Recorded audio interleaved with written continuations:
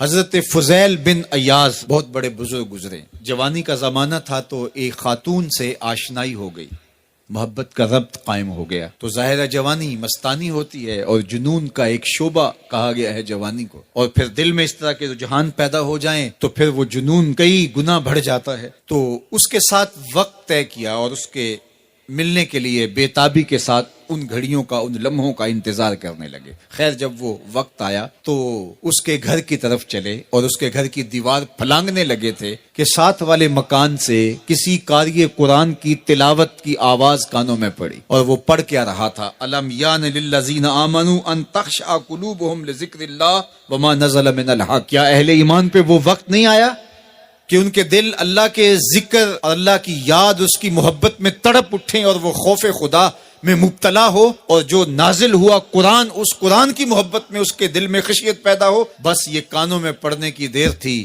کہ دوبارہ گلی میں چھلانگ لگائی اور کہا میرے اوپر وہ وقت آ گیا ہے، اور جنگلوں کو روتے ہوئے نکلے اور حضرت فضیل بن ایاز پھر ولیوں کے امام قرار پائے.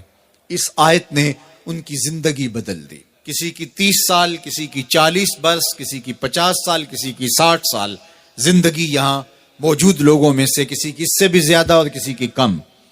اس آیت کریمہ کو ذرا اپنے اوپر وارد کریں تو اللہ ہمیں نصیب کر دے کہ ہمارے دل تیرے خوف سے کانپ اٹھے اور تیری خشیت سے ہمارے دل لرز اٹھیں، اور قرآن کے ساتھ ہمارا ربط مضبوط اور مستحکم ہو جائے، اور ہم یہ اقرار کرتے ہوئے تیرے حضور حاضر ہو جائیں، مالک وہ وقت آ گیا ہے کہ ہمارے دل تیری یاد سے، تیری محبت سے، تیرے پیار سے مالا مال ہو گئے، اور اپنی باقی زندگی ہم تیرے پیار میں، تیری محبت میں اور تیری یاد میں بسر کریں گے.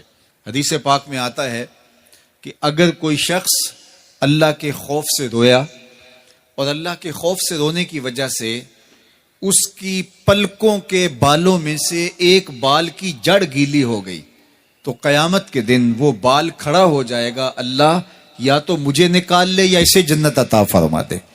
تو اللہ جل شانہ اس بال کو تو آنکھ سے نہیں نوچے گا، بلکہ اس شخص کو اللہ جنت عطا فرما دے گا. اللہ اکبر. گناہگار کی آنکھ کا پانی اللہ کے غصے کی آگ کو ٹھنڈا کر دیتا ہے.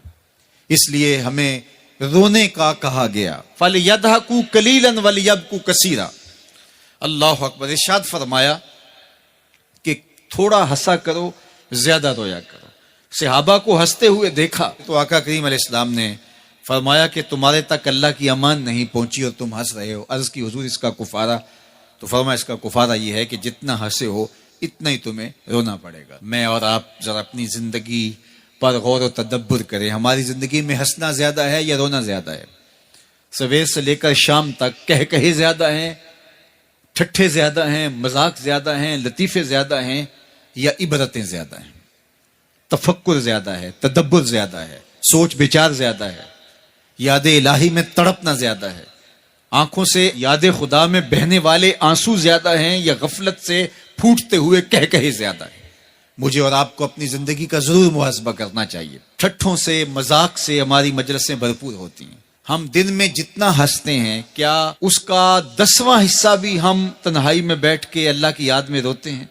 اگر ایسا ہے تو مبارک ہو، اور اگر ایسا نہیں ہے تو اللہ سے آنسو مانگو، اللہ سے درد مانگو، اس کی یاد میں رونا مانگو، اس کے ذکر میں تڑپنا مانگو، اس کی محبت میں بے تابیاں مانگو، آنسو مانگو، سسکیاں مانگو.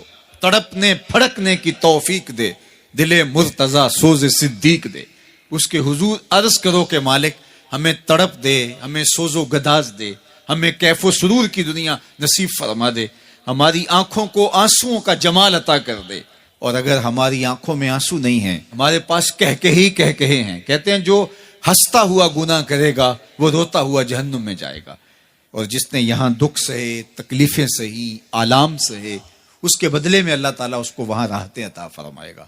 فرمایا کہ مومن کے پاؤں میں کانٹا بھی چبھے تو اللہ جل شانہ اس کا صلہ بھی اس کو قیامت کے دن عطا فرمائے گا.